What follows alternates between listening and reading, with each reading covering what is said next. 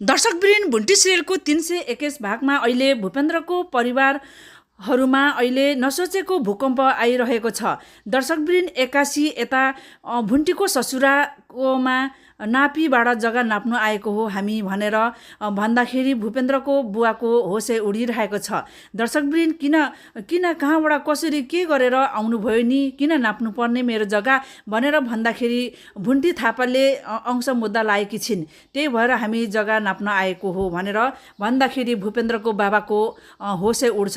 दर्शकवृन्द, होइन के गरिन् र हाम्रो बुहारीले, म एकचोटि घर सल्लाह गर्छु र बुहारीलाई सोध्छु अनि मात्रै यो प्रोसेस चालौँ न भनेर भुन्टीको ससुराले भनेपछि हुन्छ भनेर त्यो जग्गा नाप्नु आउने नापी शाखाबाट आइरहेको मान्छे अहिले फर्केर गइरहेछन्।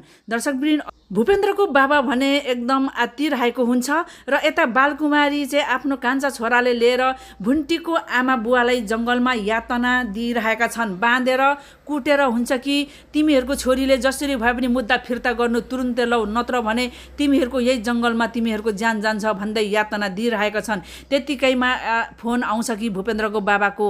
दर्शकवृन्द, अब भूपेन्द्रको बाबाले फोन गरेर सोधिरहेको छन्, तर पनि यता बालकुमारीले चाहिँ होइन तिम्रो सम्धी र सम्धिनीले यति धेरै माया गरिरहेको छौँ हामीले, अनि यस्तो माया गरेर राखेको छौँ भनेर यताबाट फोनमा बोलिरहेकी हुन्छन्।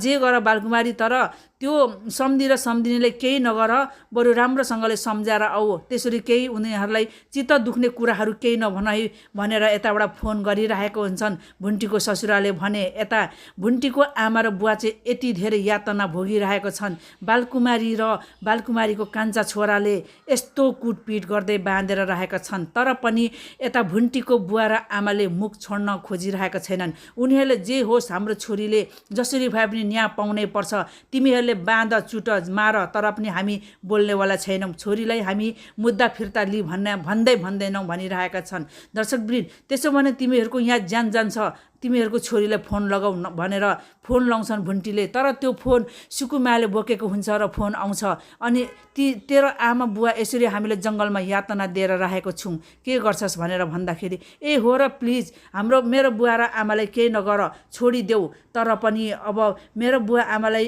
केही नगर, म बरु मुद्दा फिर्ता दिन्छु भनेर यता मख पारेर बोलिरहेकी हुन्छन् सुकुमायाले यति अप्ठ्यारो भइरहेको हुन्छ।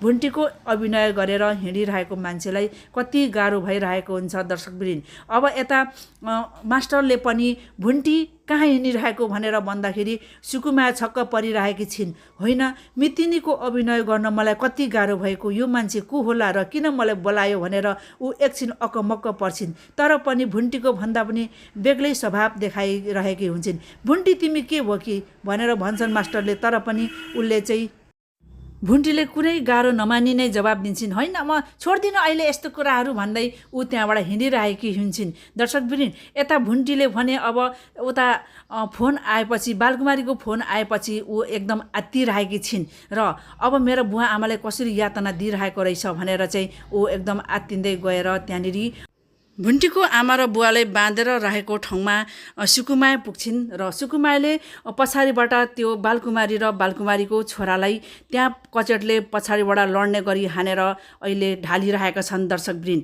भुन्टीको बुवा आमा खुसी भइरहेका छन्। अब के हुन्छ त दर्शकवृन्द, अब यो हेर्नको लागि अर्को एपिसोड हेर्नुपर्ने नै हुन्छ। हस् त, धन्यवाद।